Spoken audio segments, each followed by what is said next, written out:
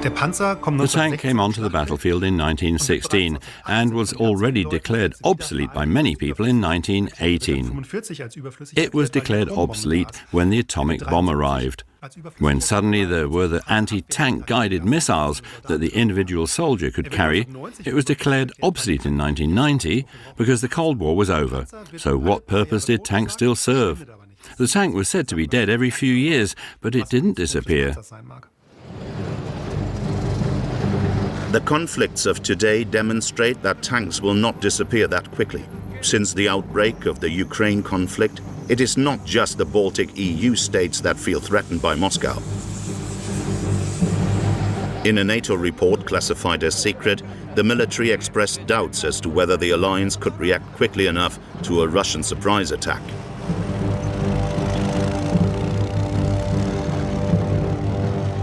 We only have to see in our current times this rebirth of almost a Cold War again has meant that countries that have disposed of their tanks, for example, the Netherlands got rid of all its tanks, they're now hiring tanks back in.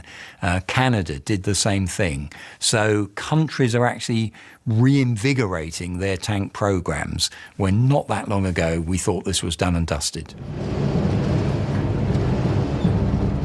The conflicts of the 21st century have also changed the tank. Smaller and modular in design, it has adapted to its new fields of application, like here in Syria.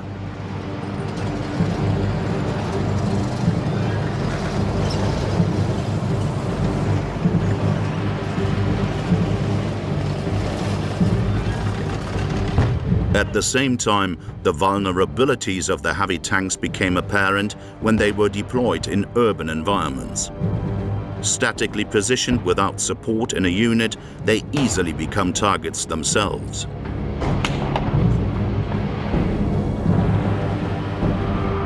IS fighters allegedly destroyed Turkish armed forces Leopard tanks for the first time. The German flagship tank was previously considered indestructible.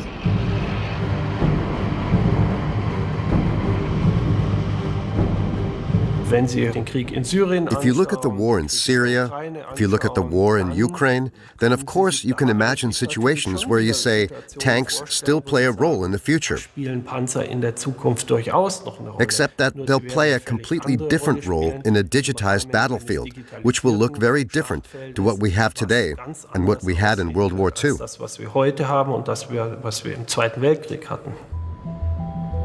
Paris.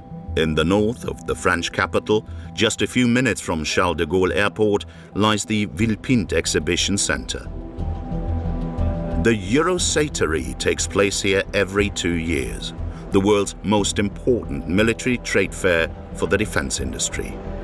Over 1,000 exhibitors from around 60 countries present their war material here. There's more armament in the world now than there has been since the Cold War. Last year alone, countries globally spent 1.43 trillion euros on armaments, first and foremost from the US and China. The hot conflicts of the present heat up the arms spiral. But it's not just about military strength. The arms industry guarantees billion-dollar business.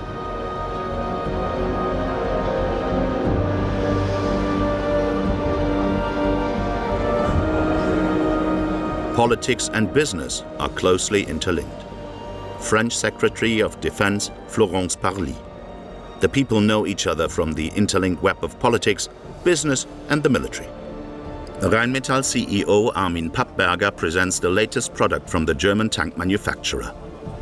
Rheinmetall has a very proud history as a market innovator, and we constantly reinvest to develop new and very innovative products to solve the problems that our customers face on the battlefield of today and of tomorrow. A world premiere for a new generation of battle tanks.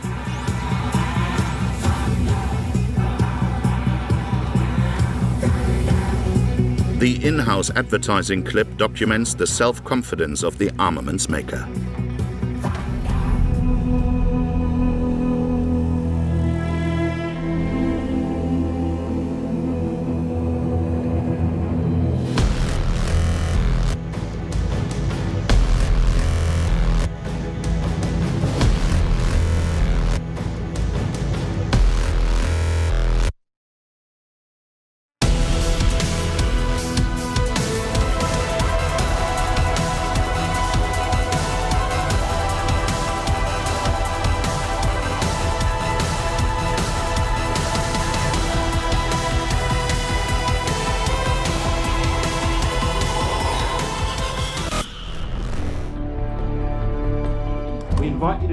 In 2017, Rheinmetall generated sales of 5.9 billion euros with its products. A reason to celebrate as defense budgets continue to rise worldwide. But what role will the tank play in the future? Asking the question, what is the role of the tank today, is actually wrong. The tank has many different roles. If they are sitting somewhere in the Congo and there's a warlord who has a coltan mine, he only needs one T-74 to rule the region. Because if the people who live here don't have a bazooka, an RPG or anything else, then this one ancient Soviet tank is a massive force. There probably won't be any more large tank battles. That's what we always think of, World War II, the Cold War. But as I said, depending on the scenario, a few tanks are still enough.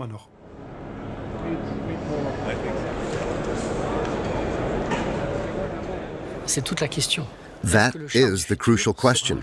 Will the tank of the future be like we know it today? Shouldn't another weapons system perhaps replace the tank? I don't have an answer yet. Perhaps the tank of the future will have a completely different shape. Maybe it won't exist anymore. But in any case, there must be a weapons system that allows us to move, shoot, and hit the target. Does modern warfare still need tanks? Or has modern warfare long since shifted to cyberspace, where digital societies are most vulnerable?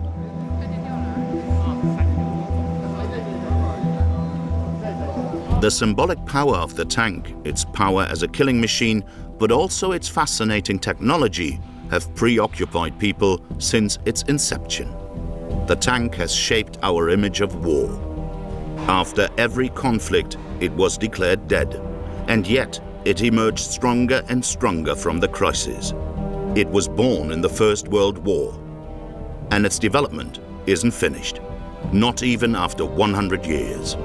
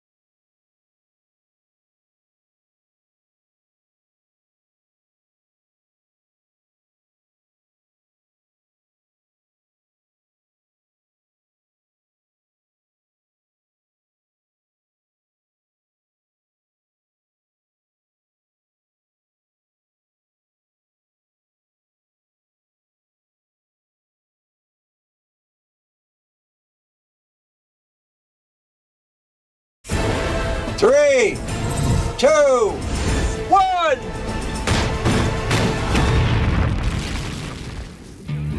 Hoorah! Semper Fi, do or die, hold 'em high at 8th and I. Gunnery Sergeant Ermy here. Listen up. Ever wonder how warriors went from hurling stones on the battlefield to this? Well, hold on to your hat. Oh. In this episode, I'm taking a ride in the beast of the battlefield. From Shermans to Abrams, I am rolling thunder with the tanks.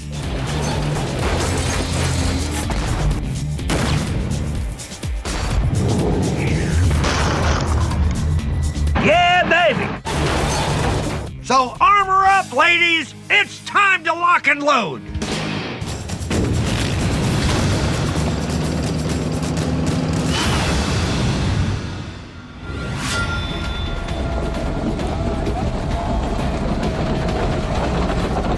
I'm at the Marine Corps Base 29 Palms, California, home of 2nd Battalion, 7th Marine Regiment.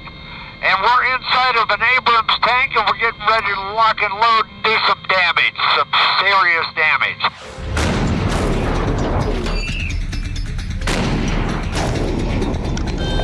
All right, that's what I like to hear.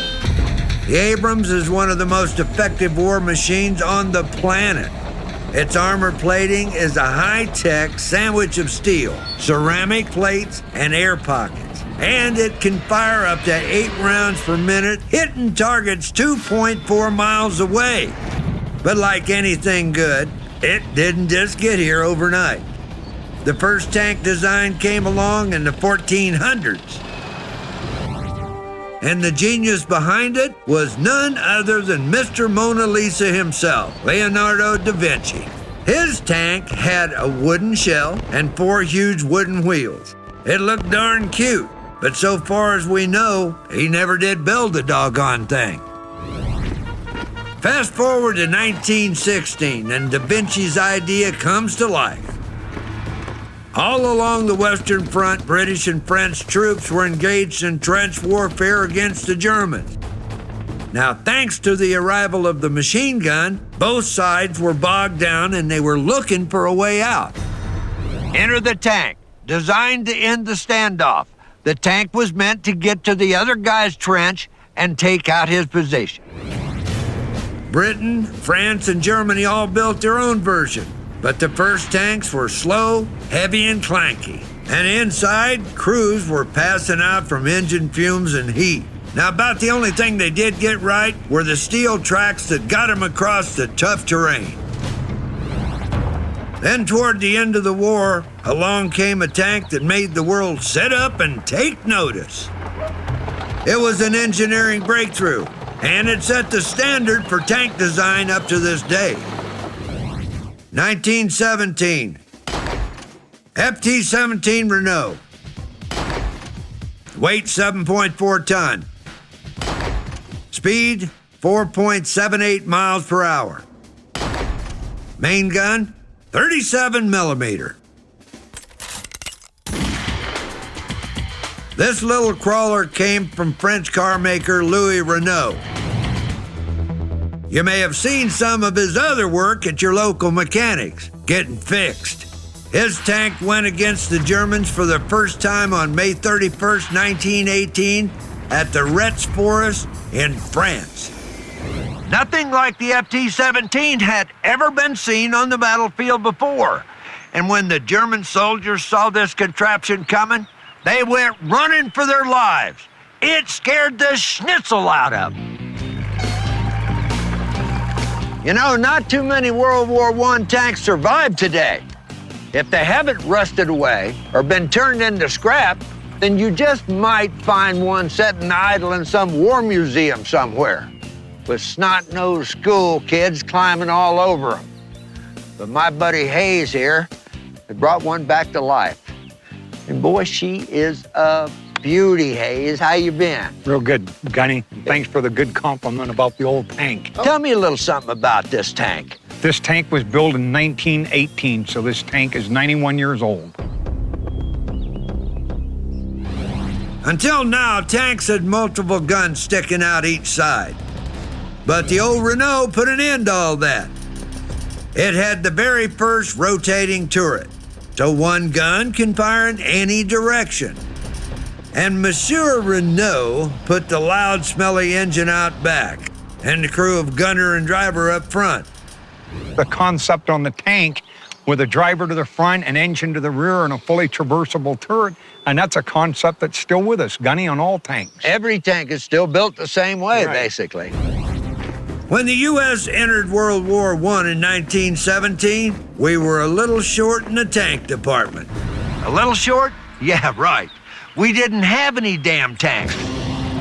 France was kind enough to lend us their design, and before long, we were making our own versions. Not everyone bought it at first. One guy said the light tank is a new invention and it may not work. His name was George S. Patton. He commanded our first tank corps back in 1918 and went on to be America's greatest tank commander. You know what I'd like? How about giving me a driving lesson? Well, I'd love to give you a driver's lesson. Well, let's rock and roll, baby. Okay. Let me just get on in here. Now, I'm not bragging, but I'm 6 foot tall, and these tanks were designed for little guys. It's a tight fit. Kind of hard to believe 2 guys can actually fit in here. Okay, Hayes, instruct me here. Now, I think this is probably the brake on the right, the clutch on the left, and in the middle here in the center is the accelerator. That's correct. And this locks the right track so that you can turn right. Right. And this locks the left track. That's if correct. you can want to rotate to the left. And if you want to stop the tank, you can pull them both back. Both of them stops Stop the tank. the tank. Wind me up. Okay. You got to crank this little 39 horsepower baby old school. Time to put this little Renault through its paces. Yeah, baby. Hey, stand back. I'm going to floor this baby. He's going. Now, the first thing you learn is the FT-17 isn't going to break any land speed records. Back then, tanks didn't move much faster than a walking pace. Hayes, I got the pedal to the metal, and you're still outrunning me. Our speed here is a tortoise-like 4 miles an hour. I'm sure you're wondering just how effective this slowpoke could have been. Well, Lounge Lizard, speed isn't everything. It's what it can do when it gets to the target that makes the FT-17 Renault a hit. Yee-haw! When it was equipped with a 37-millimeter gun, like this one is, it was mainly used to take out fixed enemy positions, machine gun nests, pillboxes, and bunkers. Now, if you have a feeling that some bunker busting is coming up, you may be right. Let's shoot something. What do you think? Let's go for it. All right. Okay, it's 1918, and this here pillbox is raining hell on our boys.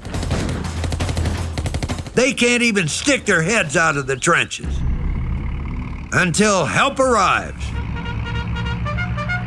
Now, an experienced tanker can shoot and destroy this target from 1,200 yards away. But I am not an experienced tanker.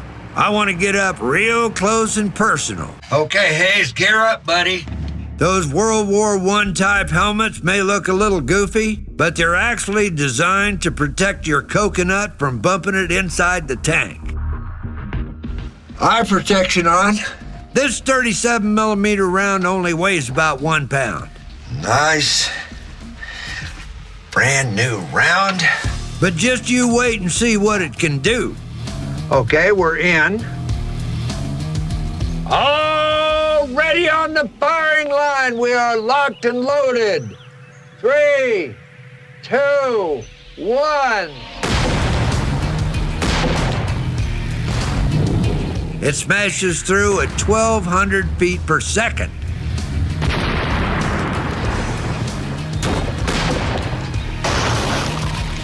Ha ha!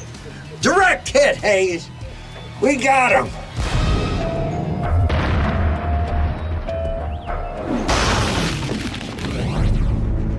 Now, as George Patton discovered, the Renault does more than just pulverize pillboxes.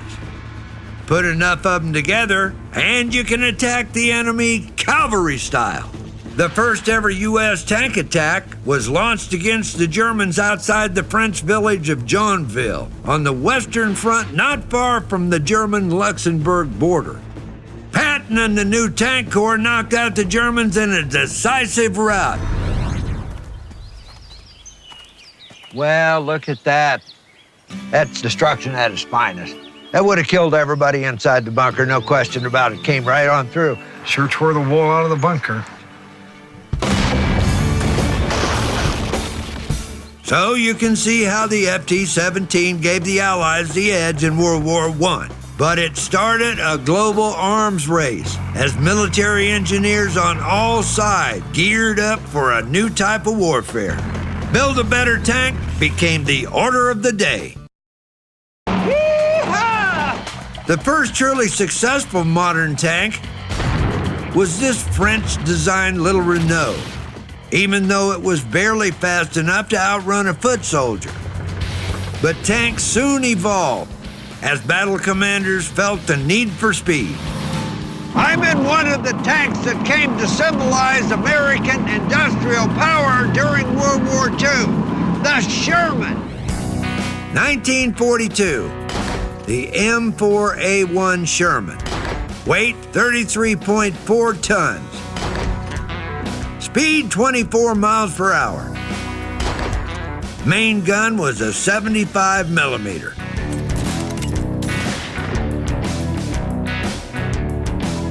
The American Sherman tank was an evolution of the technology that started with the French Renault, but it has quite a few added refinements. This icon of the battlefield would motor along at 24 miles per hour, 5 times the speed of the little French snail. The Renault's armor was just a half-inch thick, compared to the Sherman's 2 inches of cold, hard steel. As it turned out, that just wasn't enough, because the Germans developed their own monster, the Tiger. It was just as fast as the Sherman, but the Tiger had armor twice as thick and a bigger main gun. One-on-one, it could take out the Sherman with ease. But lucky for us, we had a lot more tanks. The U.S. made almost 50,000 Shermans compared to less than 2,000 German Tigers. That's about 25 to 1. I like those odds. Now it became pretty obvious, pretty doggone fast, that World War II was going to be a tank war. And generals like Pat and Rommel gained immortal fame as masters of tank warfare. But in the story of tank evolution, bigger wasn't always better. There's also a need for a tank designed to outrun any armored vehicle on the battlefield and carry its own brand of destruction. 1942, M5A1 Stuart. Weight 16.2 tons. Speed 36 miles per hour. Main gun was a big old 37 millimeter. Now, just 25 years after the French Renault came onto the battlefield, the Stuart made a huge leap forward in tank technology. It kept the 37 millimeter cannon, its armor twice as thick, and at 36 miles per hour, it's almost 8 times faster. Hell, compared to the Renault, it's almost a sports car. The Stuart was built for speed, to race around the battlefield like a cavalryman on wheels. It quickly became the ideal scouting vehicle. This is my lucky day. I get to play with one of the coolest tanks that have ever graced our arsenals. It's called a Stuart. I've driven it, I've fired it. It's a beautiful piece of machinery.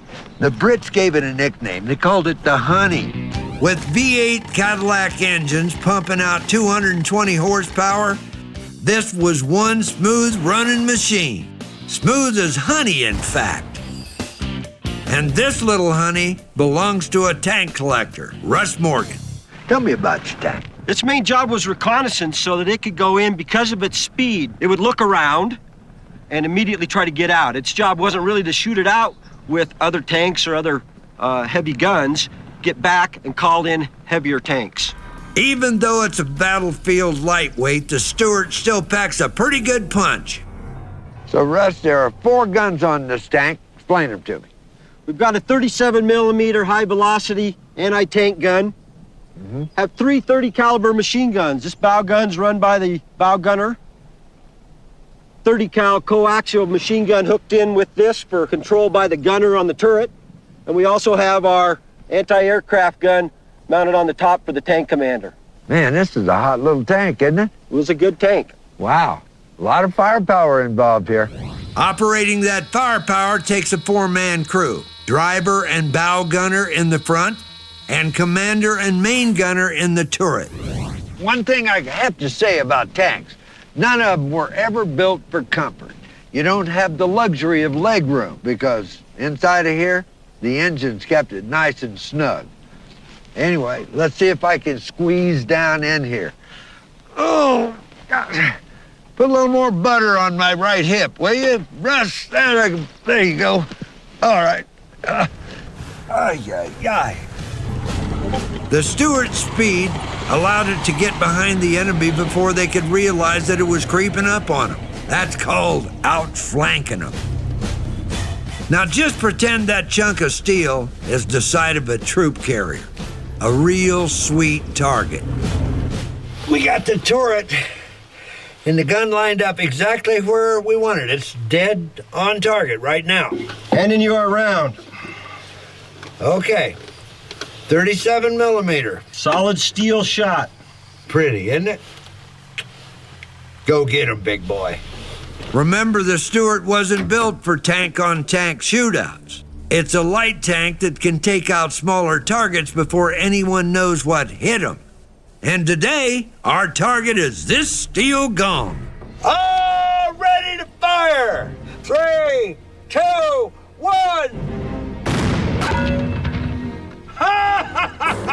What happened to your target, Oh, my goodness, we knocked the target completely down. If this was an enemy vehicle, it would be a dead duck. And of course, the Stuart would be long gone by now. Ha ha! Die! Victory! Boom! Well, we killed it. It's laying down. Wow, look at that. You know, it would have certainly put a hurt on anything that it hit, that's for sure. On the battlefields of World War II, the Stuart provided vital reconnaissance. But it could raise a little hell if it needed to.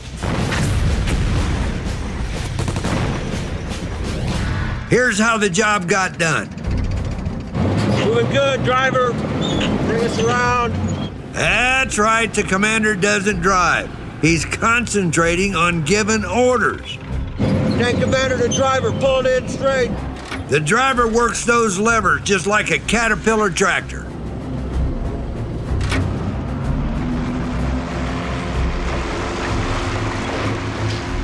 There's the target. Pull it in, pull it in. Dead ahead of us is a truck convoy full of fuel. Okay, we got it. Hold on, driver, hold. Well, now it's up to me, isn't it? You're gunnery sergeant. Load and fire as fast as you can. Okay, hand me ammo. There's your round. Load.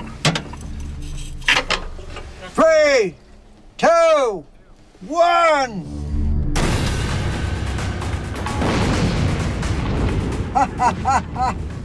Oh, but of course. I don't know what it was in there, what you had in those barrels, but whatever it is, it explodes. You can see just how useful a lightweight tank might be.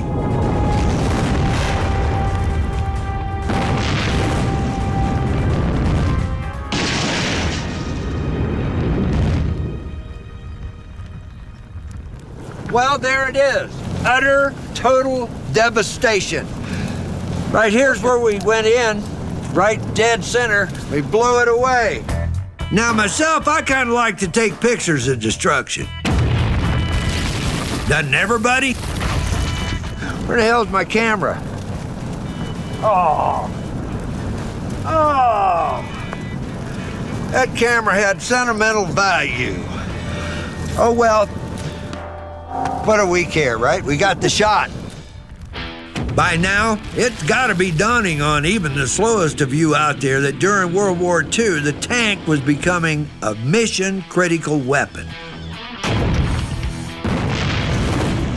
In no time at all, folks were trying to figure out how to stop them.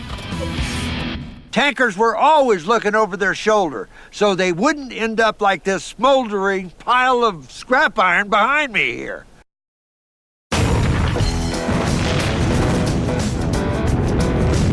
Tank design has come a long way since the little Renault killed its first pillbox.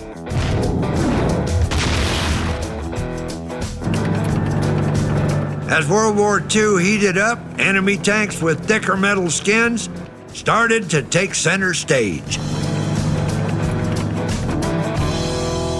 With both sides trying to get the upper hand on the battlefield, World War II tank design was advancing at breakneck speed. Tanks were getting faster, tougher, and harder to take out. As tank technology improved, there was a need for a new type of weapon. A weapon with a specific type of mission, to kill tanks. But it wasn't gonna be easy. Now, when the U.S. first entered World War II, it didn't take long to figure out that our anti-tank guns lacked the power we needed to pierce thick armor. This 37mm gun, made in 1935. And I'm hooking up with big gun guru Rod Shaver to check this 37mm gun out. How many rounds could they get off in a minute? With a good gun crew, they could actually get off 20 rounds a minute. Yes. That's pretty serious stuff there. Remember, it's the same size gun used by the old Renault, which was really only effective against concrete pillboxes. So let's just see exactly how good it is up against a chunk of 1-inch steel plate. All right, I hear you. You're saying, Gunny, that's not a tank. Well, score one for the Sherlock on the sofa. I said it was representational of a tank. Now, shut your cake hole, because I need to focus. I'm itching to pull the trigger on this bad boy.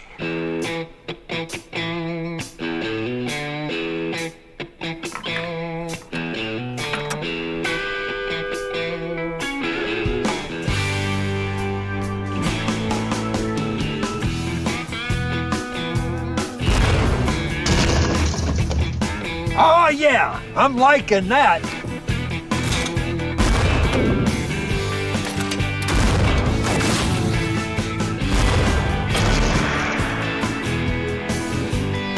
Ho, ho, ho! So I see 1, 2, 3 penetrations. But the rounds that penetrate don't hit the steel plate square on. The one round that does bounces off. Remember, the German armor is a lot thicker than this. Bang! Went in just like that. Yep. And then bounced out. That's pretty cool, huh? Mushroomed it a little bit, but it didn't penetrate. You see, this gun is old technology, designed to take out small fries like the Renault, which has armor like aluminum foil by comparison. This gun just couldn't keep pace with the arms race. Hell, all they'd do is give the tankers inside a bad headache and a bad attitude. It was kind of like trying to kill a bear with a BB gun. We needed something bigger. 1942. M1 57mm anti-tank gun. Caliber 57mm. Range 5,000 yards.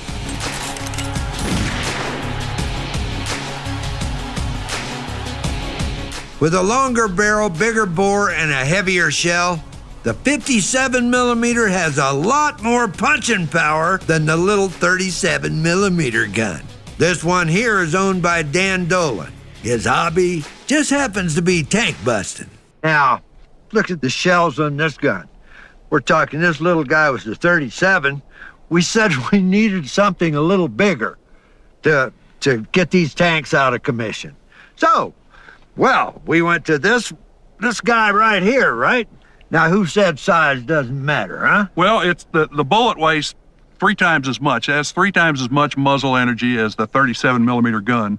I bet we could probably blow that car off the face of the earth. What do you think? Well, we'll try and bust the back door off. I think we ought to pull the trigger. I'm ready. Let's go.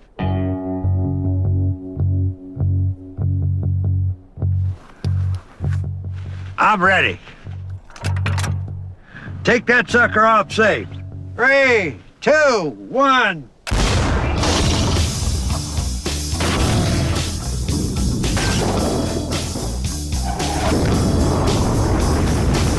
Whoa! Dan the man! I think we hit it. Let's shoot it one more time. You guys having as much fun as I am? Come on. Come on, Dan the man. All right. Let's put some lead down range. 1, 2, 3.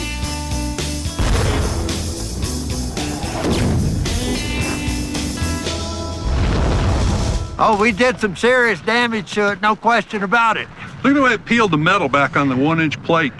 Isn't that neat? That's something, isn't it? Man. It tore the door off. The 57 millimeter packs quite a punch. But it lacked mobility and speed. What we needed on the battlefield was something that could run down a panzer and kill it, bring it to its knees. What we needed, basically, was hell on wheels, or in this case, tracks.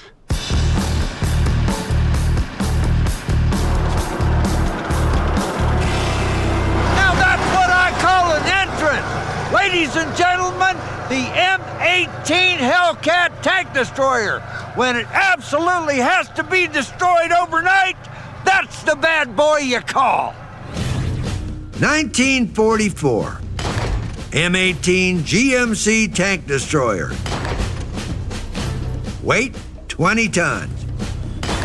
Speed, 60 miles an hour. Main gun, 76 millimeter.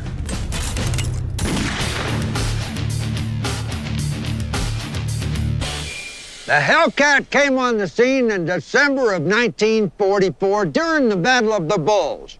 And this little cat gave the German panzers plenty of hell. Now, some of you might be thinking, Gunny, this just looks like a tank.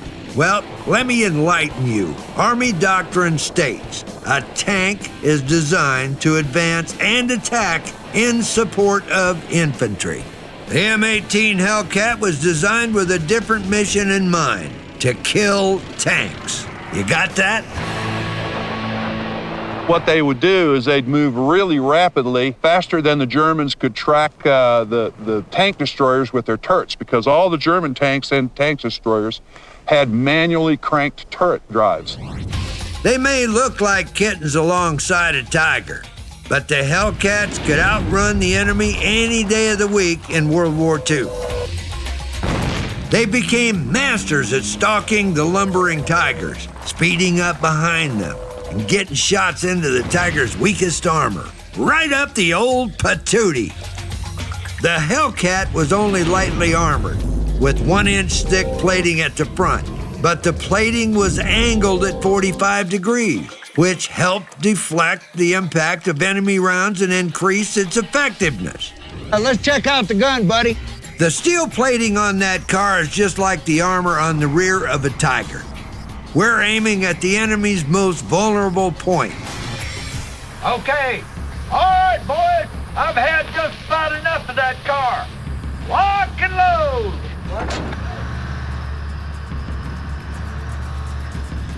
Fire! Oh!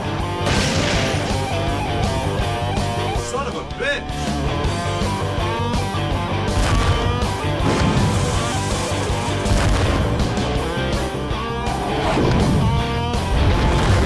You can see how this 76 millimeter gun helped our boys push the Germans back across the Rhine, where they belong. Ah, yes. Aha! Did we learn our lesson, you stupid car? Yeah, finally did, aren't we? Oh, Dan, old buddy, I think we are victorious. Look what you did to this car. It's dead. The whole right side of the engine is gone.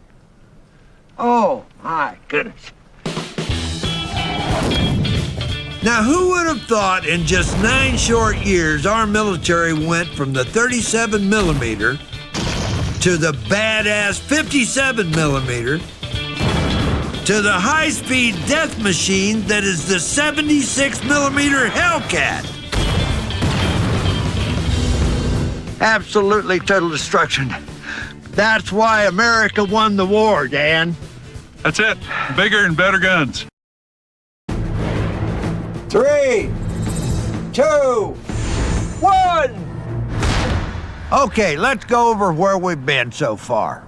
Settle down and shut your pie hole, because I'm only going over this once. In World War I, the first tanks appeared on the battlefield. The gun's hot!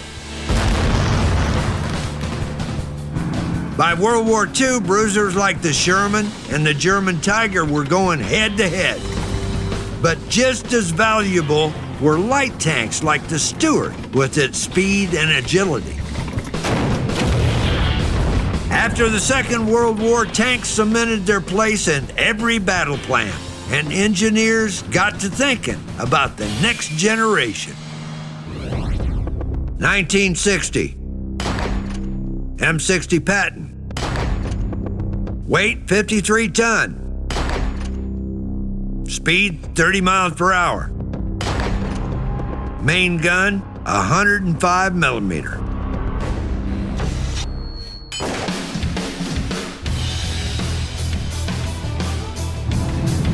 Named after George Patton, the M60 was built as a direct response to the new generation of Russian tanks that appeared in the 50s.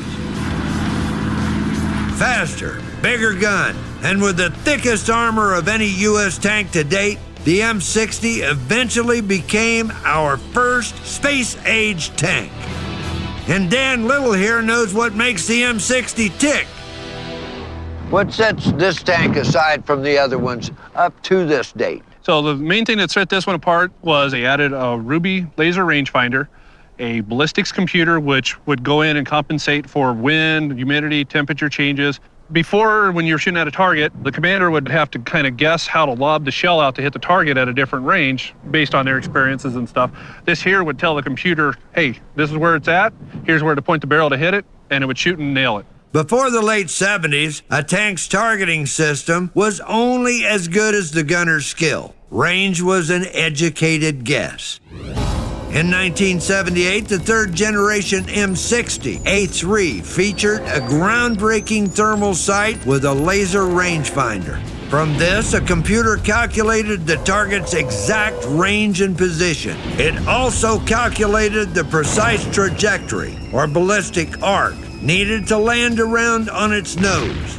A screen showed the gunner where to aim, and bingo! He just hits the trigger. Now, I'm sure that the geeks among you out there will be very pleased about this computational hoo-ha. But there are other features that make the M60 one heck of an off-road vehicle. In World War II, the Sherman tank had trouble overcoming obstacles, especially Nazi tank traps, which would stop them dead in their tracks. Post-war, producing a tank that could drive over just about anything became a top priority. And the M60 had the horsepower and track width to do just that. The M60 was designed to overcome all kinds of obstacles, especially fighting in an urban setting. It came into its own in Vietnam in 1968, the battle for the city of Hue.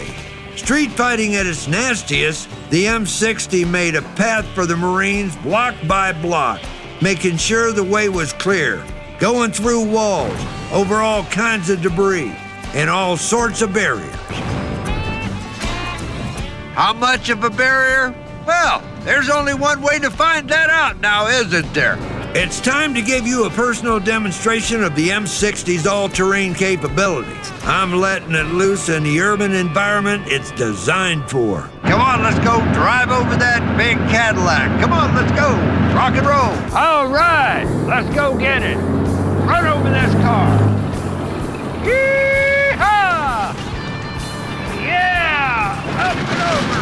Run, crash.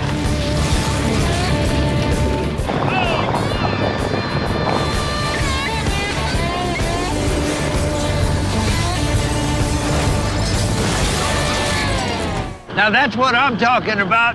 That is some cool stuff. 60 tons. That's what this baby weighs, and we just went right over top of that Cadillac. Apart from their service in Vietnam, the M60 spent 3 decades babysitting the Cold War border in Western Europe. It wasn't until 1991 that it got let off the leash again. In Kuwait, Iraq invaded the oil-rich kingdom. Russian-made T-54s went head-to-head against our tanks. The M60's 105-millimeter cannon outblasted the T-54's 100-millimeter gun. Add in your tank's state-of-the-art laser and thermal sight, and no wonder the M60 won hands down. And you can bet they got to do a little crushing over there, too. All right, let's rock. It's time for me to finish the job here.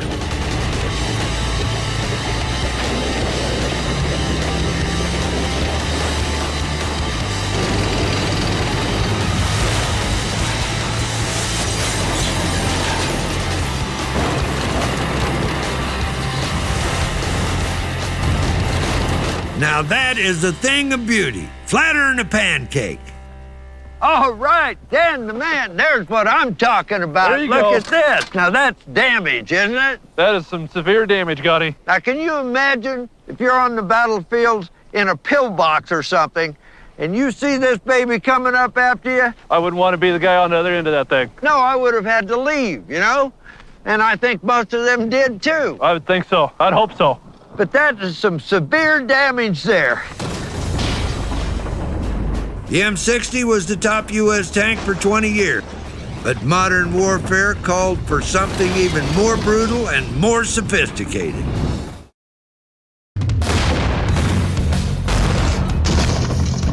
Tanks were king of the battlefield for almost half-century. And it's no different in the Cold War, when the M60 Patton rolled into the picture. A heavy-duty fighting machine. It was an all-rounder, equally at home in the desert and the tropics.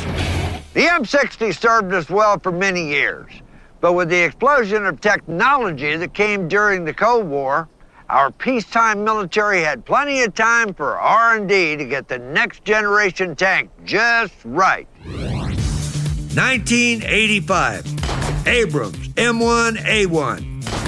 Weight 67.7 tons. Speed 41.5 miles per hour. Main gun 120 millimeter. Yeah.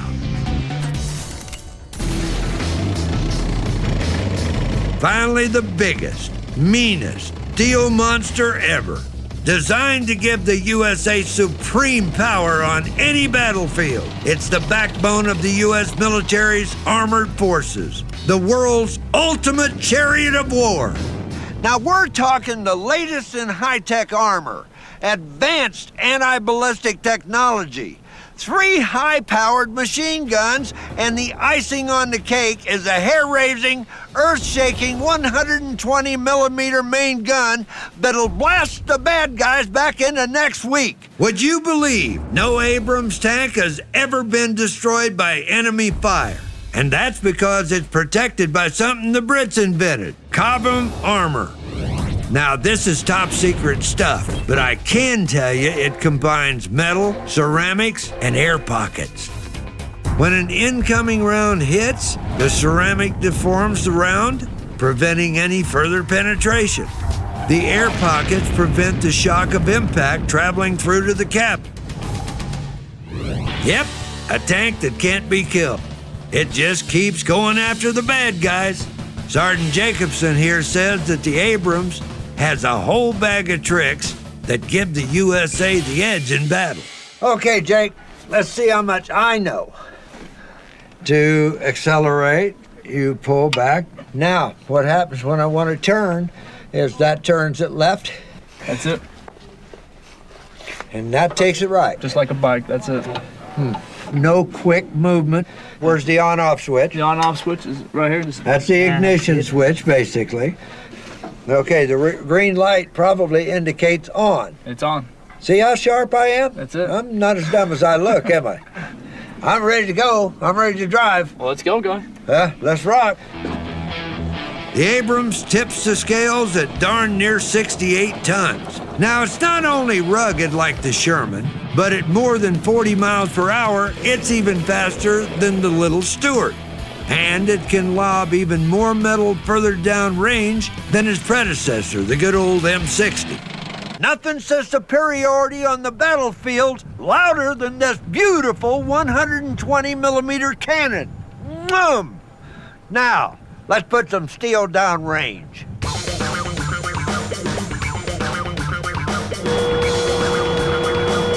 All right, Sergeant Jacobson, let's go find something to kill. Previously, shooting on the move was a hit-and-miss affair. One bump can put your aim off target, but the Abrams introduced a gyro-stabilized barrel and turret. Electric motors hold the gun steady no matter what the rest of the tank's doing. The stabilized gun control means that the Abrams can hold a steady shot while on the move. No shot is wasted. The fire control computer is a major upgrade from the M60. It has improved range and accuracy and even factors in the heat of the barrel. And thermal imaging means it can shoot anytime, even in a dust storm. What do you think, Sergeant Jacobson? Shall we lock and load? Shall we get ready to fire this monster? Let's get ready to fire this thing, Johnny. Do. 3, 2, 1!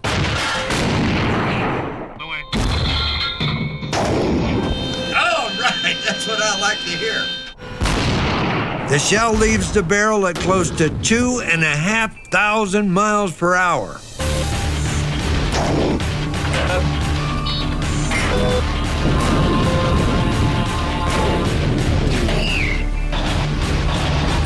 In two Gulf Wars, U.S. tanks reigned supreme. The Russian-built opposition with inferior firepower and armor is almost useless in sandstorms and darkness. The Abrams thermal imaging and supreme accuracy makes it deadly effective in all conditions. You don't mind safing that gun? Okay, the gun is safe. Inside the Abrams, there's 90 years of invention. 590 if we count Da Vinci's designs. It's just the perfect combination of every tank innovation since Louis Renault invented the rotating turret. It's agile like the Stuart, has more killing power than ever, and gets its aim right with computer control. Try to beat that. Well, there you have it, Devil Dogs. We have come a long way from the slow and steady tanks of World War I to the mean and mighty machines of today. This is Gunnery Sergeant R. Lee Ermy. Keep your powder dry and your eyes on the target. Carry on.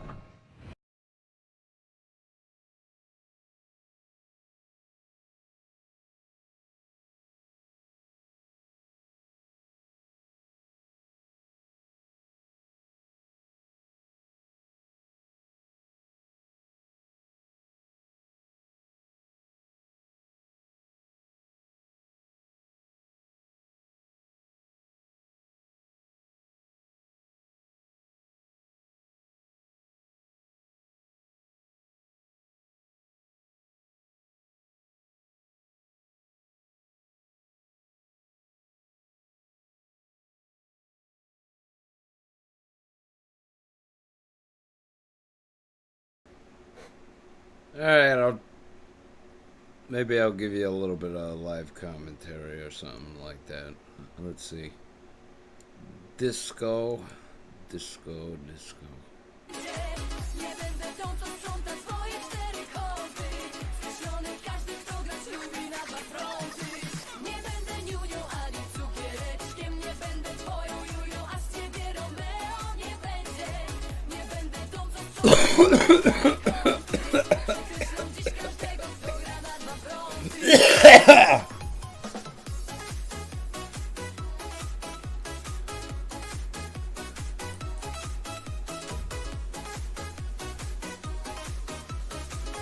Oh man. Alright, so basically same old place over here.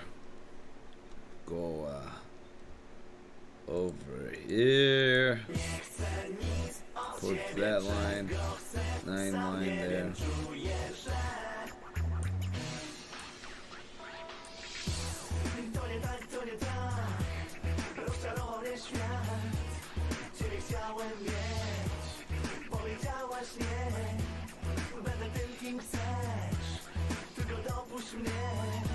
not only that, we're in the top tier of this match, so that's good. I can actually probably get a few hits right here and watch this. What? Oh, I didn't pull card.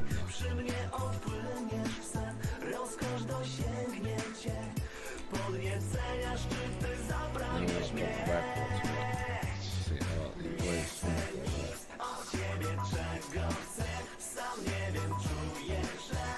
I think they're all on the 9 line. Oh yeah, alright. I don't want these guys to get Alright, hello. Oh, you wanna play that game? Do you watch this? I got a counter to that. Yeah. Alright, well,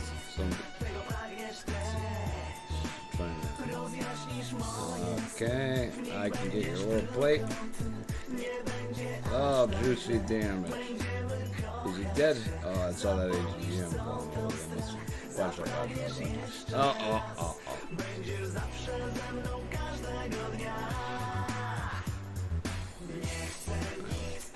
I'll keep on splashing with AGM. That shot missed. That's the guy that I want to get. I gotta pay attention to where he shoots. Shoots in there. Tracked me. Where is he? Right there. That may have hit.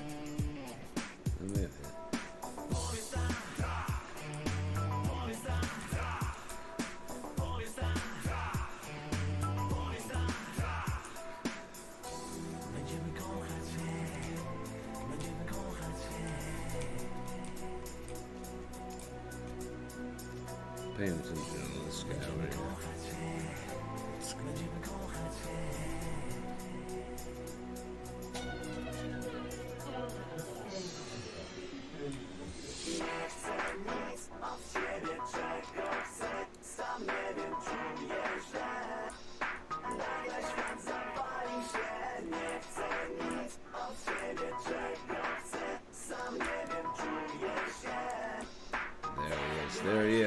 There he is. I was flashing the whole time, probably.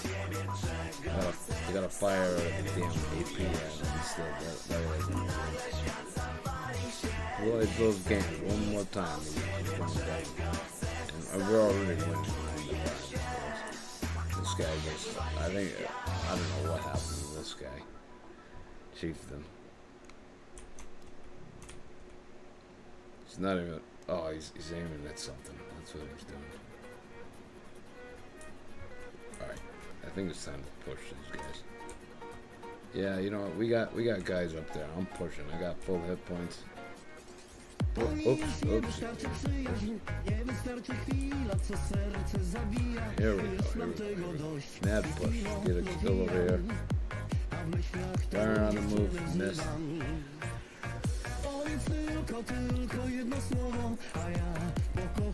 gonna play really. I'll give you a little play over there.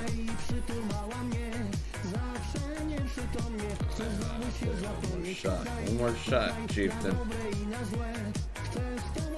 2 seconds. He died. It's alright. We won this match. That's great.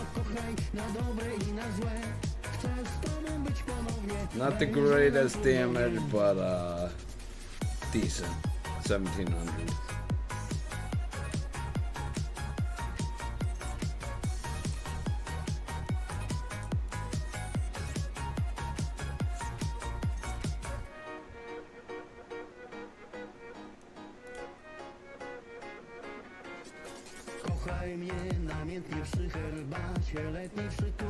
Plus I got a dead drive.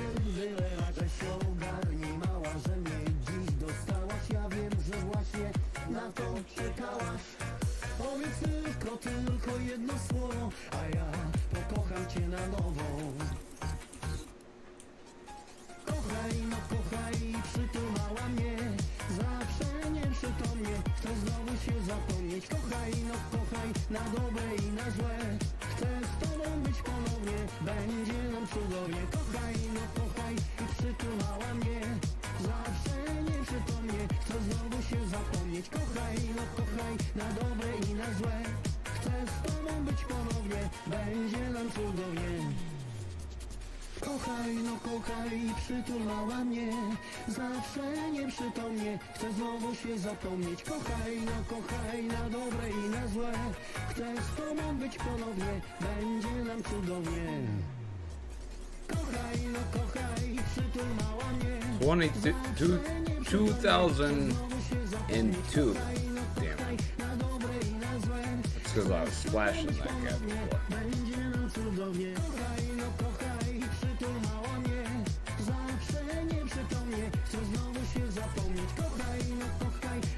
Earlier, I got a kill that way.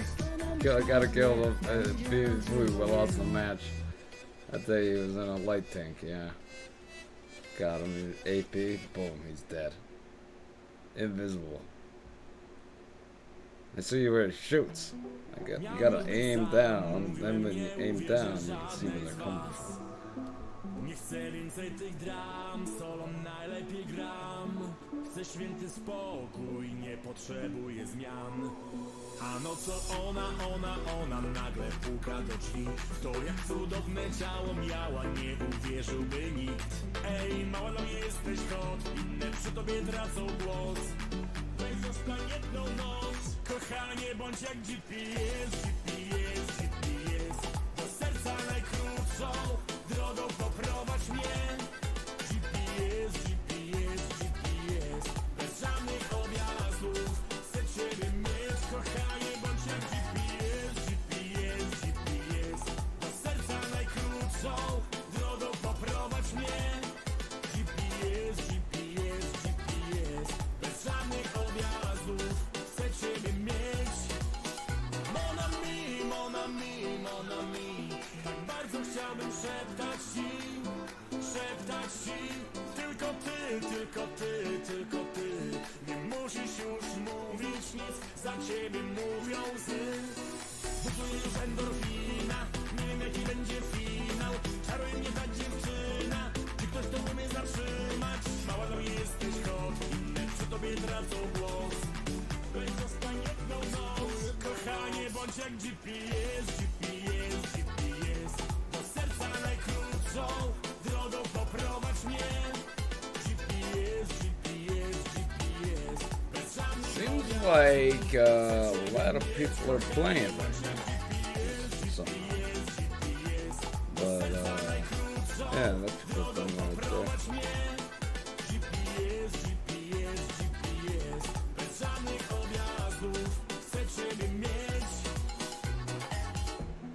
Prowadź mnie bez objazdów, prosto do ciebie. Prowadź mnie bez objazdów, chcę prosto do ciebie. No to ona. Prowadź mnie bez objazdów, chcę prosto do ciebie. Prowadź mnie bez objazdów, chcę prosto do ciebie. Kochanie, bądź jak GPS. Do serca najkrótszą drogą poprowadź mnie. GPS, bez żadnych objazdów. Chcę ciebie mieć, kochanie, bądź jak GPS. Do serca najkrótszą drogą poprowadź mnie. GPS, bez żadnych objazdów. Chcę ciebie mieć, bądź jak GPS.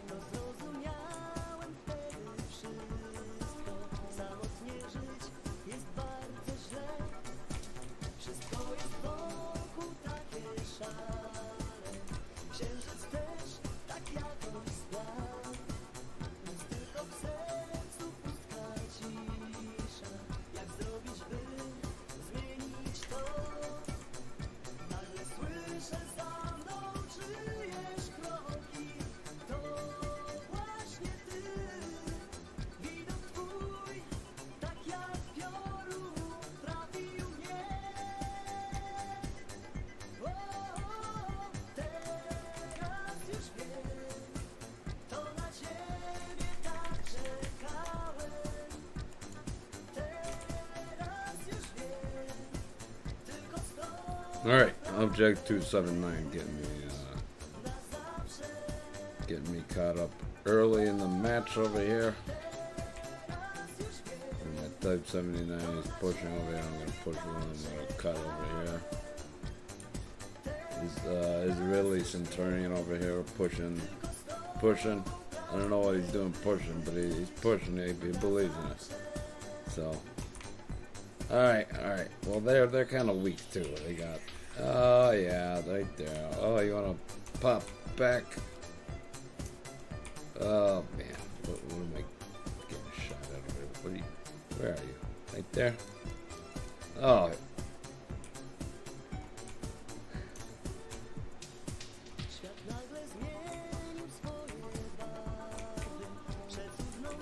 Oh, you bastard. You want to keep shooting me, do you?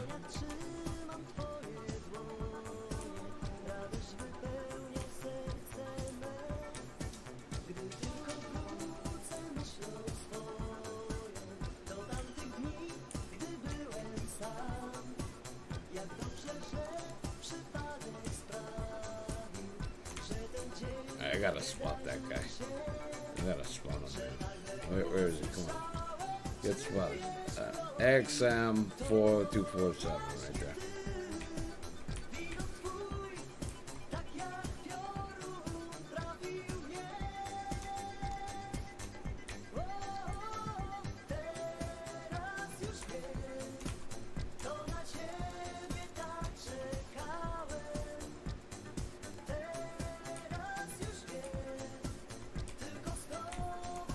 Oh, you want to play object? You want to play? I'll play with you, you bastard. Oh, I'll get him. I can run this guy.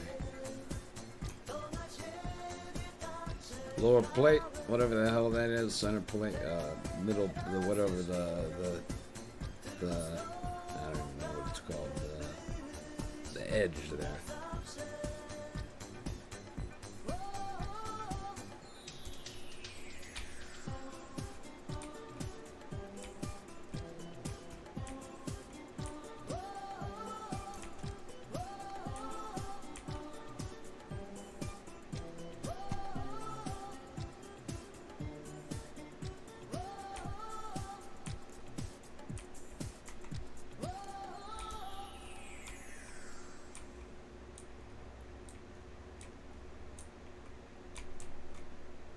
Alright, I'm going after this guy.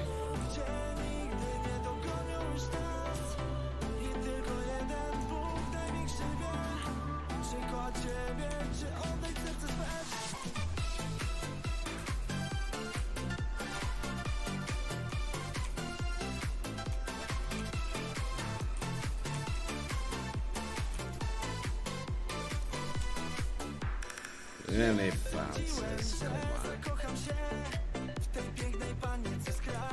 Come on. How about this one? How about this one? Poke. Oh, there it goes. There's a kill. Now,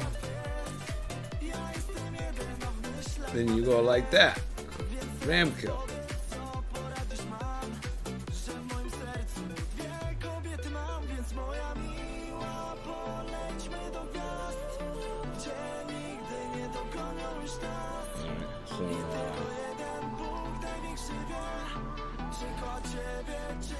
I'm looking for that light tank. Lower plate. Turret side of the turret. Oh man, they're behind me now.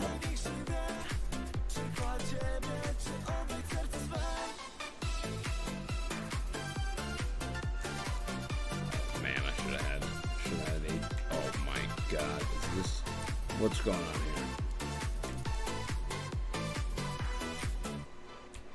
I get so much luck sometimes. Oh, come on. Oh, no. Alright, well, my luck ran out there, but I still got some good hits. 5,700 damage. Not including what I hit invisible.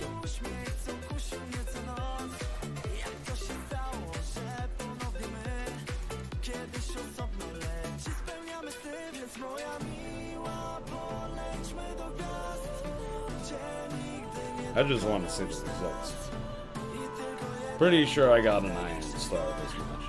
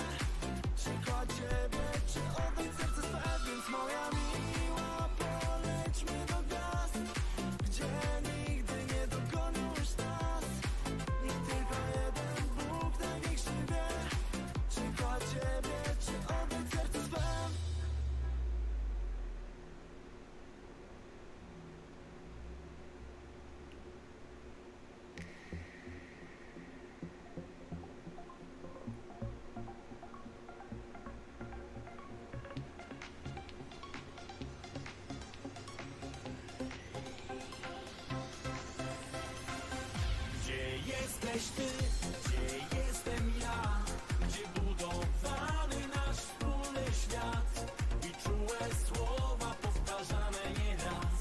Jak to możliwe, że już dziś nie ma nas? Gdzie jesteś ty, gdzie jestem ja, gdzie budowany nasz wspólny świat? Zapomnieć chciałbym, tylko powiedz mi jak wymazać z serca tyle cudownych lat. 6,300 damage.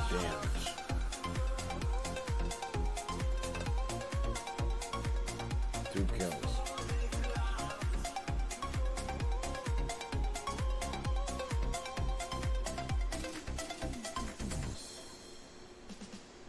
Było przecież tak, jak chciałaś, jak w tym jedynym śnie. Każdej nocy powtarzałem, że tylko ciebie kochać chcę. Lecz coś się stało, gdzieś odleciało spojrzenie, którym rano budziłaś mnie. To niemożliwe, choć tak prawdziwe. W łóżku zamiast ciebie widzę swój cień. Gdzie jesteś ty, gdzie jestem ja, gdzie budowany nasz wspólny świat i czułe słowa powtarzane nieraz. Jak to możliwe, że już dziś nie ma nas? Gdzie jesteś ty, gdzie jestem ja, gdzie budowany nasz wspólny świat? Zapomnieć chciałbym, tylko powiedz mi jak wymazać z serca tyle cudownych lat, wspólnych lat.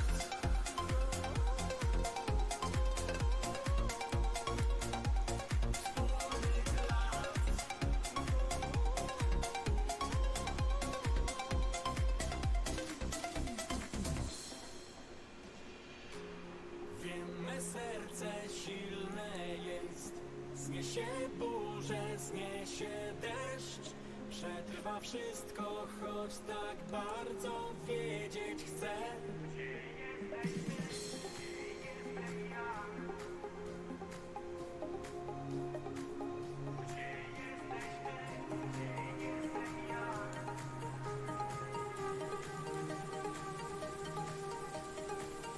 Gdzie jesteś ty, gdzie jestem ja, gdzie budowany nasz wspólny świat i czułe słowa powtarzane nieraz. Jak to możliwe, że już dziś nie ma nas? Gdzie jesteś ty, gdzie jestem ja, gdzie budowany nasz wspólny świat? Zapomnieć chciałbym, tylko powiedz mi jak wymazać z serca tyle cudownych lat, wspólnych lat.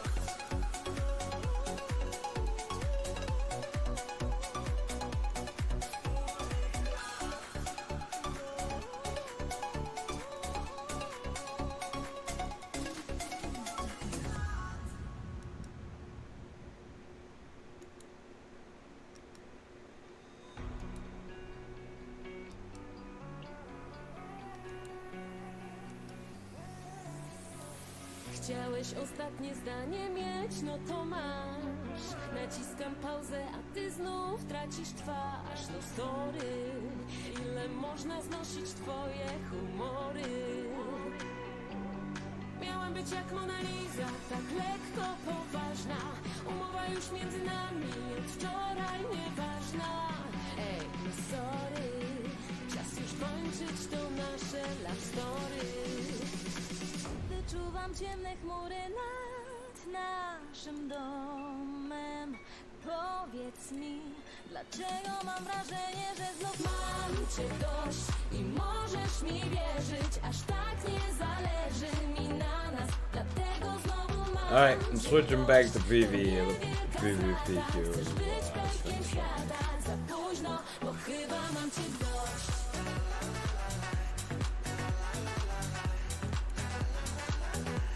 Naprawdę mam cię dość.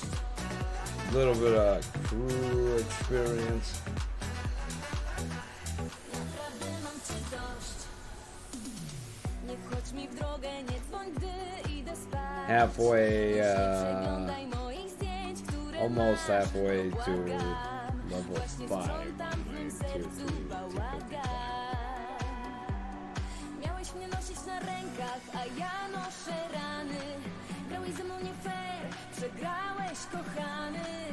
Ej, no sorry, czas już kończyć to nasze love story. Wyczuwam ciemne chmury nad naszym domem.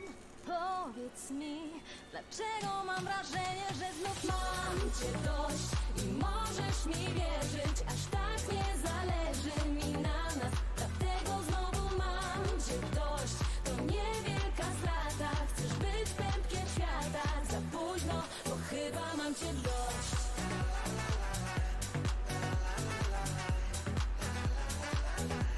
Naprawdę mam cię dość.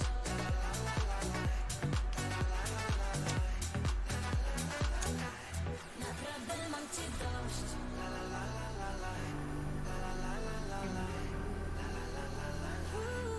Naprawdę mam cię dość.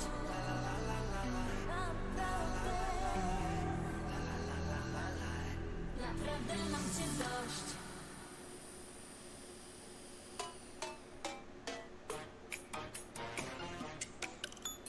Hop, la lajka. Sprawię, że twoje życie to będzie bajka. Hop, mała, ja cię porywam. Sprawię, że będziesz przeszczęśliwa.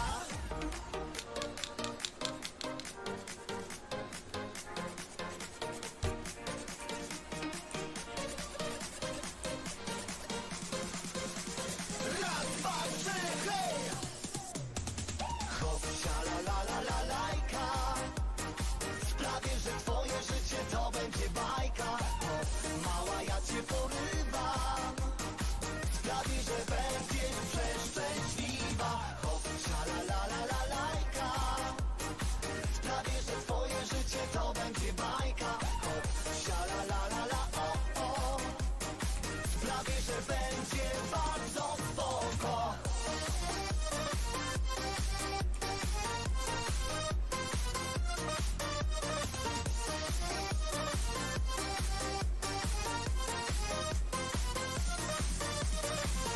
Ty szukasz pakera bez Land Rovera, lecz zębami partnera, co damy zabiera na Miami. Chłopaka bez Cadillaca, lecz z głową wariata, co będzie latał za tobą. Moja hop, będziesz moją jedyną. Moja siup, moja dziewczyno. Moja hop, ja chcę tylko do ciebie. Moja siup, moja. No nie wiem. Hop, la lajka. Sprawię, że twoje życie to będzie bajka. Hop, mała, ja cię porywam. Sprawię, że będziesz przeszczęśliwa. Hop, la lajka. Sprawię, że twoje życie to będzie bajka. Hop, la o. Sprawię, że będzie bardzo spoko.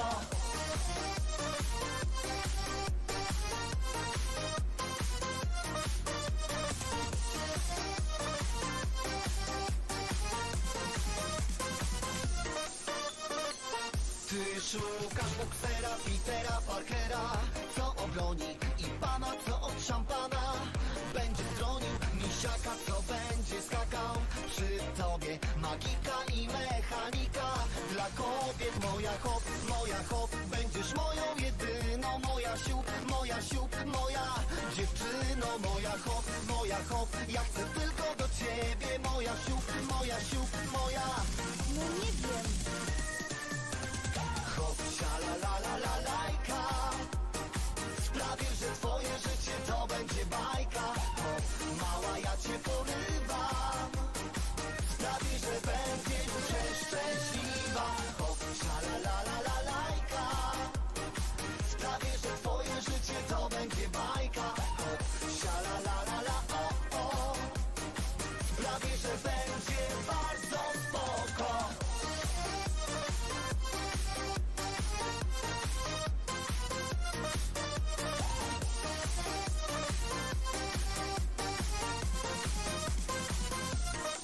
Gołębie mam w ogródku, pod drzewkami zielonymi. Może byśmy pogruchali razem z nimi. Są też wawrówelki, bocian i mądraszka. Zobaczymy, czy się znasz na ptaszkach. Moja hop, będziesz moją jedyną. Moja siup, moja dziewczyno. Moja hop, ja chcę tylko do ciebie. Moja siup, moja. No nie wiem. Hop, la lajka, sprawię, że twoje życie to będzie bajka. Hop, mała, ja cię porywam. Alright, ladies and gentlemen, that's the end of the video right there. 100, an hour and 23 minutes right there.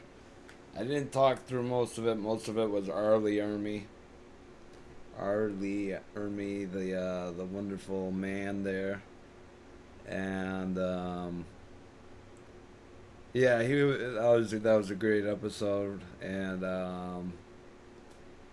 tomorrow's video will be tier 10 PvE, everything that you see on screen right now, and then some more. And I'll be grinding Commander experience for Alyssa Cohen, or whatever her name is. Alright, take care. Bye.